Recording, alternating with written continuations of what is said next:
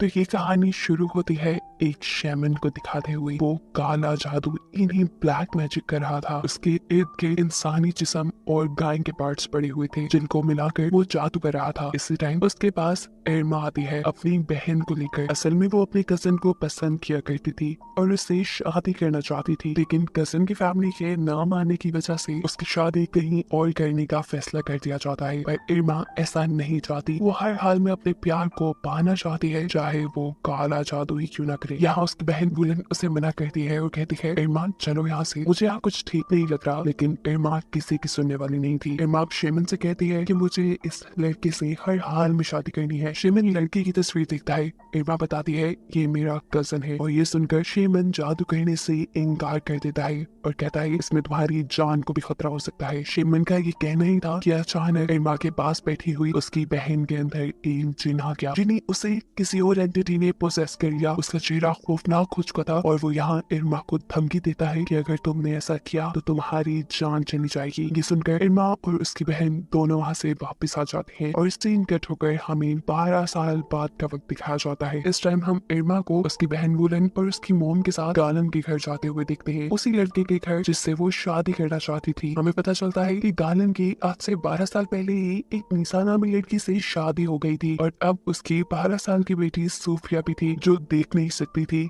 यानी वो ब्लाइंड थी। ये सभी लोग यहाँ सोफिया की बर्थडे पार्टी सेलिब्रेट करने के लिए आए थे। इसी टाइम पर हमें गालन की मदर को भी दिखाया जाता है। गालन की मदर और इरमा की मोम दोनों बहनें हैं। हमें मालूम हुआ कि गालन की मदर काफी टाइम से बीमार है। यहाँ पर हमें मालूम होता है कि सिर्फ इरमा ही नहीं बल्कि गालन भी इरमा के प्यार में एक वक्त में पागल हुआ करता था। उसने अपनी मोम के कहने पर निसा से शादी तो कर ली, लेकिन वो आज भी इरमा के काफी करीब था। लेकिन अब उसे एहसास होने लगा था कि इरमा के साथ रहते रहते वो अपनी प्यारी से बेटी और अपनी वाइफ के साथ ज्यादती कर रहा है। इसीलिए उसने इरमा से दूर जाने का फैसला कर लिया। लेकिन इरमा ऐसा होने नहीं देना चाहती थी क्योंकि अब इरमा भी प्रेग्नेंट थी। ये सुनकर गालन उसके साथ बहुत ही रूड बिहेव करता है और उसे घर जाने को कहता है। घर आकर भी इरमा उसे बहुत कॉल्स करने की कोशिश करती है, लेकिन गालन उसके कॉल्स को कॉन्टिन्यूसली इग्नोर कर रहा था। इरमा की बहन जो कि इरमा और गालन के बारे में सब कुछ जानती थी, वो इरमा से कहती है अब गालन तुम्हारा कभी नहीं हो सकता, तुम उसका पीछा क्यों नहीं छोड़ देती? तुम अच्छी तरह जानती हो उसकी एक फैमिली है और तुम उसकी फैमिली खराब कर रही हो। वुलन की बातों से इरमा को बहुत ज्यादा गुस्सा आ जाता है और वो डांट कर वुलन को ही अपने कमरे से बाहर निकाल देती है। इस टाइम उसे वैसे भी वुलन से ज्यादा गालन पे गुस्सा आ रहा था क्योंकि एक वक्त ऐसा भी था जब गालन ने उसके साथ जीने मरने की कस्में खाई थी, पर अब जैसे वो सब भूल चुका था। गुस्से में इरमा अब गालन की काम करने वाली जगह पे पहुंच जाती है। वो इस टाइम गुस्से में थी और गालन से अपने बच्चे को एक्सेप्ट करने को कह रही थी, लेकिन यहाँ पे गालन उसकी बात नहीं सुनता और उसके साथ बहुत रूड बिहेव करता है। उससे इरमा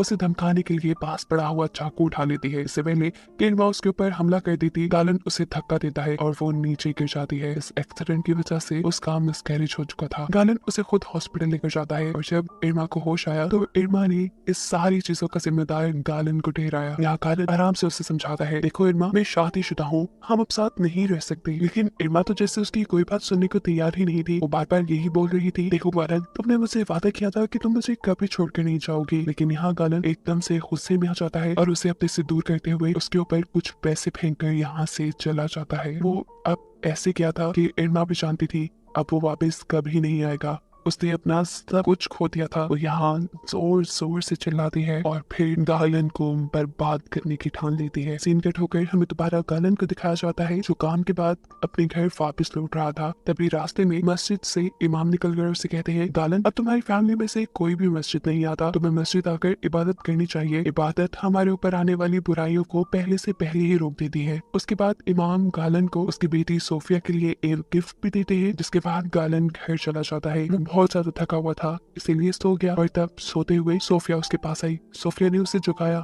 और यहाँ हमें दिखाया गया कि सोफिया ने अपनी आंखें बाहर निकाली हुई थी, जिसे वो गालन को देते हुए कहती है, डैड, इस मर्तबा अगर आप मुझे कोई गिफ्ट देंगे तो मुझे आंखें गिफ्ट करना।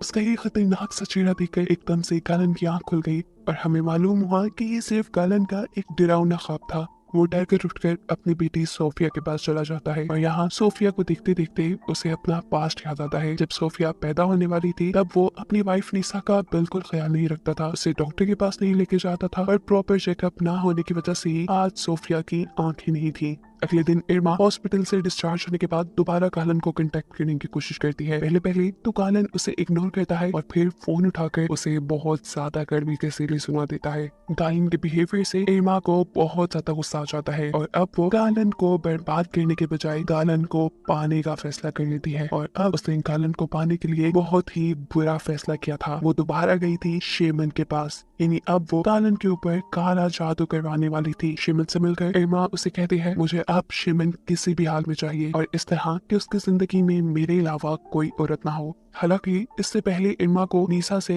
या सोफिया से, गालन की बेटी से कोई प्रॉब्लम नहीं थी। यहाँ तक कि वो तो सोफिया यानी गालन की बेटी से बहुत प्यार करती थी, लेकिन अब गालन के ही बिहेवियर ने उसे यहाँ तक पहुँचा दिया था। वो शेमन से कहती है इस काम के लिए चाहे आप मेरे से कोई भी कीमत ले लें, लेकिन अब मुझे गालन सिंगल चाहिए। शेमन अभी भी उसे कहता है देखो लड़की, तुम बात नहीं मान रही, ये काम बहुत ज्यादा खतरनाक है। लेकिन इरमा को परवाह नहीं थी। इरमा यहाँ पर अपनी बहन की सारी गोल्ड की ज्वेलरी उसने दे देती है, जिसे देखते हुए शेमन की मॉम भी शेमन को ये काम करने को कह देती है। अपने मॉम के कहने पर ये शेमन इरमा की मदद करने को राजी हो जाता है और फिर इरमा को बताता है कि इस दुनिया में बहुत किस्म के जिन होते हैं और उसमें से एक किस्म है अनज़ार जिन्स की, जो कि काफिर है, मुसलमानों से बहुत ज्यादा नफरत करते हैं और इन्हीं जिन्स का इस्तेमाल करते हुए वो उनके ऊपर काला जादू करेंगे। काला जादू के लिए उसे अब कुछ चीजें चाहिए थी।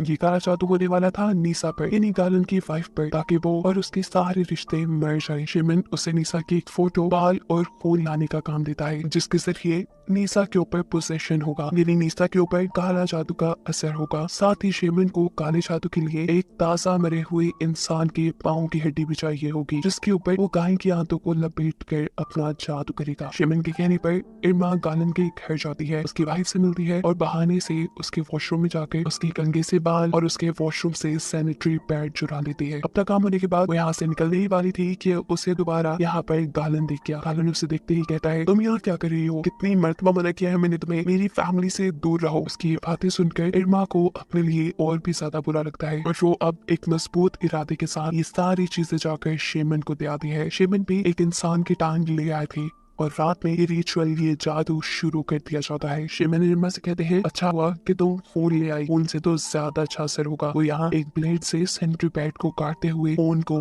पाँव की हड्डी के ऊपर गिराते हैं। उसके बाद कुछ जादू मंत्र पढ़ते हैं और अचानक से उनका ये घर हिलने लग जाता है। फाइनली यहाँ वो जिन आ चुके थे, जिनकी हेल्प से इन्हें नीसा के ऊपर पोजेशन करवाना था। वो इन जिनों से, जिनों की लैंग्वेज में बात कर और नीसा को बर्बाद करने को कहता है। जिन उसकी बात सुनकर यहाँ से चले जाते हैं और शेमन इरमा को बताता है कि अगली 5 रातें नीसा के लिए इंतहाई मुश्किल रातें होंगी, जिसमें उसके सारे ब्लड रिलेशंस मारे जाएंगे। ऐसे इरमा की सारी ख्वाहिशात पूरी हो जाएंगी। पहली रात में हमें दिखाया जाता है कि नीसा जब नमाज पढ़ रही थी, एकदम से उसके सामने गाय के कटे हुए पार्ट्स आ गए, जिसे देखकर वो डर गई। जिसके बाद नीसा को ऐसे महसूस हुआ जैसे उसके ऊपर किसी ने बाल्टी भर के खून गिरा दिया हो। वो डर कर इतनी बुरी तरह चिल्लाई कि गालन यहाँ आ गया और जब गालन की नजर उसके ऊपर पड़ी तो नीसा के कपड़े बिल्कुल साफ थे, वहाँ कोई खून नहीं था। वो नीसा से कहता है चलो तुम आराम कर लो, मेरा ख्याल है तुम थक गई हो। अगली रात हम देखते हैं कि जादू का असर नीसा के ऊपर दोबारा हो रहा था। ऐसे में वो अपने और अपनी बेटी की डॉल के बाल काट के खा जाती है, जिसकी वजह से उसे उल्टी शुरू हो जाती है। जब वो होश में आई तो तब वो बहुत ज्यादा परेशान हो चुकी थी कि वो क्या उठपटांग की हरकतें कर रही है। वो इन चीजों के बारे में गालन को बताना चाहती थी, लेकिन गालन उसकी बातों पे ध्यान नहीं देता। सीन कट होकर हमें इरमा को दिखाया जाता है, जिसकी बहन यानी वुलन उससे अपनी ज्वेलरी के बारे में पूछ रही है। उसे कहती है मैं जानती हूँ तुम उस शेमन की ज्वेलरी देकर आई हो ना, तुम कुछ गलत कर रही हो ना। उसकी बातों से तंग आकर इरमा उसे ढांढ कर यहाँ से भगा देती है और रात में हमें देखने को मिलता है कि इरमा की बहन मर गई। इरमा परेशानी से उठ बैठी और अब इरमा की बहन की मरी हुई बॉडी उसे डरा भी रही थी, जिसके चलते इरमा ने जोर से चीख मारी और तभी उसकी बहन वुलन यहाँ आ गई। हमें मालूम हुआ कि ये सब जो इरमा ने देखा था वो सिर्फ उसका वहम था। इरमा की बहन तो अभी जिंदा थी। काला जादू तो इरमा ने नीसा पे करवाया था, लेकिन शायद इरमा खुद अपने ही करवाए जादू के असर में आती जा रही है। खैर अगले सीन में हमें नीसा को दिखाया जाता है, नमाज पढ़ते पढ़ते एकदम से उसे उल्टी हो जाती है। अजीब बात ये थी कि उसकी वॉमिट में, उसकी उल्टी में कीड़े आ रहे थे, बहुत बड़े बड़े कीड़े, जिसे देखकर वो डर गई। उसके साथ पिछले इतने दिनों से जो कुछ भी गलत हो रहा था, वो इन सब के बारे में किसी से बात करना चाहती थी। इसीलिए वो इन कीड़ों को भी उठाकर एक जार में डाल देती है ताकि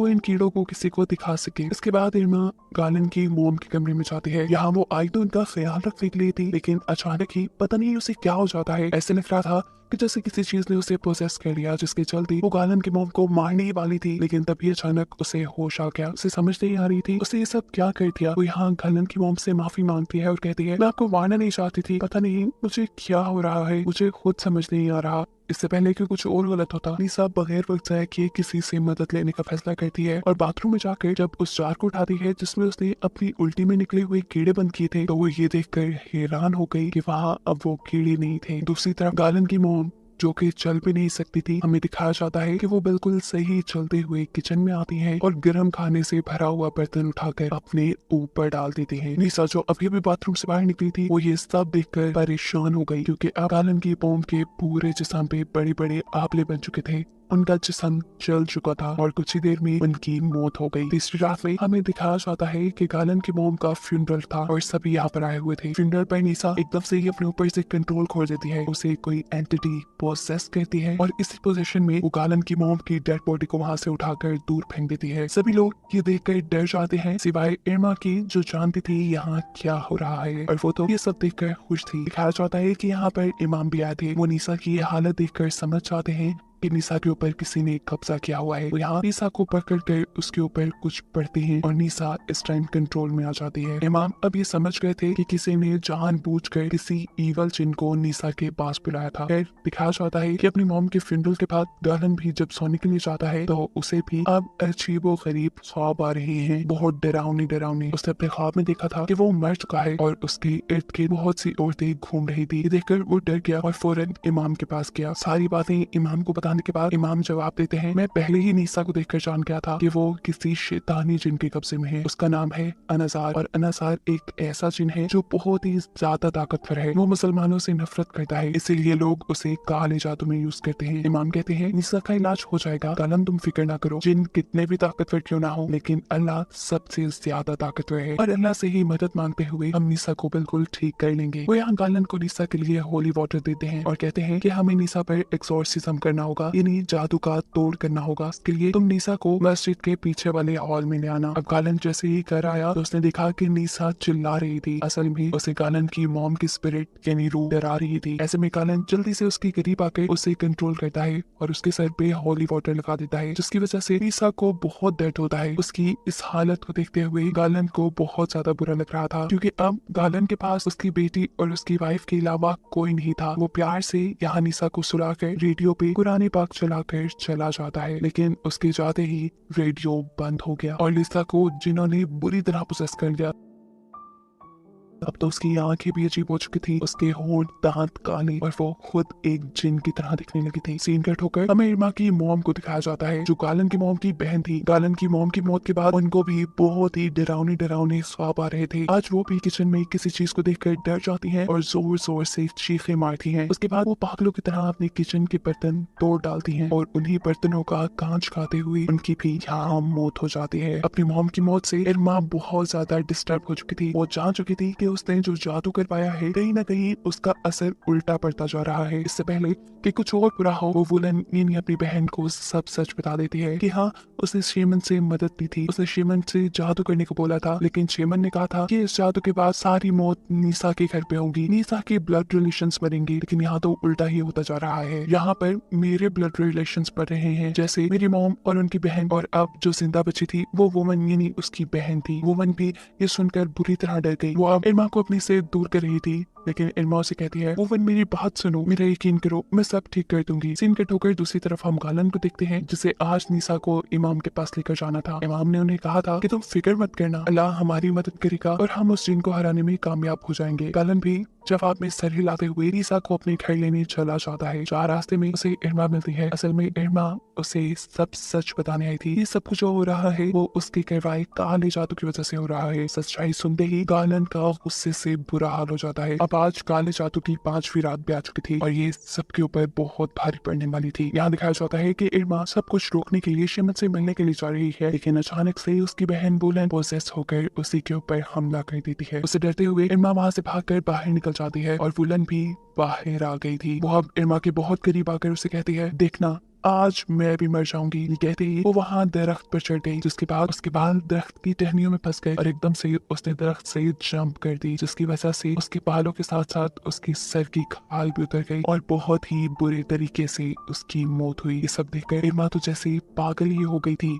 वो अब जल्द से जल्द शेमन के पास जाकर ये सारी चीजें रुकवाना चाहती थी ताकि एटलीस्ट उसकी जान बच जाए। जबकि दूसरी तरफ हम देखते हैं कि इमाम साहब नीसा का एक्सोर्सिज्म भी शुरू कर चुके थे। जैसे जैसे वो मुस्लिम्स की होली बुक यानी कुरान पाक पढ़ते रहते हैं, इरमा की हालत बिगड़ती रहती है। उसको जिन्होंने पोसेस किया हुआ था वो यहाँ कंट्रोल से बाहर हो जाते हैं और इस जगह मौजूद सभी इंसानों के ऊपर हमला करके उन्हें मार डालते हैं। इधर इरमा जो शेमन के ठिकाने पे पहुंच चुकी थी, शेमन उसे वहां कहीं नहीं मिलता। एकदम से नेगेटिव एनर्जीज उसे ही अपने कंट्रोल में ले लेती हैं। उसका जिस्म अकड़ जाता है, हड्डियां मुड़ जाती हैं, कमर टूट जाती है और ऐसे ही एक एक करके उसकी सारी बॉडी टूट कर उसकी भी यहाँ बुरे तरीके से मौत हो जाती है। यहाँ मस्जिद में निसा जिनों के जरिए बहुत से लोगों को मारने के बाद अब गालन को भी पकड़ चुकी थी। इससे पहले कि वो गालन को भी मारती थी, यहाँ इमाम उसे बेहोश कर देते हैं। लेकिन उसे बेहोश करने के बाद भी ये लोग दिखते हैं कि यहाँ सारे बुरे काम वैसे ही चल रहे थे और तब इमाम की नजर जाती है सोफिया पर, यानी निसा की बेटी पे। और सबसे बड़ा सच ये रिवील होता है कि जो जादू इरमा निसा के ऊपर करवा कर आई थी, वो जादू तो निसा के ऊपर हुआ ही नहीं था बल्कि सोफिया के ऊपर हो गया था और जिन्होंने सोफिया को ही पोजेस किया हुआ था। और इसकी वजह ये थी कि इरमा ने बाथरूम में से जो सैनिटरी पैड और जो बाल उठाए थे वो निसा के नहीं बल्कि सोफिया के थे। इसी वजह से निसा के बजाय सोफिया के सारे ब्लड रिलेटिव्स मारे गए थे, जिसमें इरमा की भी फैमिली शामिल थी। या सोफिया गालन को मारने लगती है, जिस पर गालन उससे माफी मांगता रह जाता है, लेकिन सोफिया एक नहीं सुनती और बेरहमी से अपने डैड को मार डालती है। यहाँ इमाम जब निसा को छोड़कर सोफिया के ऊपर एक्सोर्सिज्म करते हैं तो ये एक्सोर्सिज्म काम कर जाता है और जिन सोफिया को छोड़कर चले जाते हैं। ये हकीकत अगर इन लोगों को पहले पता चल जाती कि जादू असल में सोफिया के ऊपर हुआ था तो ये लोग काफी लोगों की जान बचाने में कामयाब हो जाते। पर अफसोस अब काफी लोग मर चुके थे। कहानी के आखिरी सीन में हमें दिखाया जाता है कि अब निसा जिंदा है, लेकिन बहुत ही बुरी हालत में। वो हॉस्पिटल में एडमिट है और तभी उसके पास सोफिया ही है। सोफी की हालत अभी भी खराब थी। उसका खौफनाक चेहरा ये बता रहा था कि अभी भी जिन्होंने उसे पोसेस किया हुआ है और अब वो अपनी सबसे करीबी और आखिरी ब्लड रिलेटिव यानी अपनी मॉम को मारेगी, जिसके साथ ये कहानी यही खत्म हो जाती है।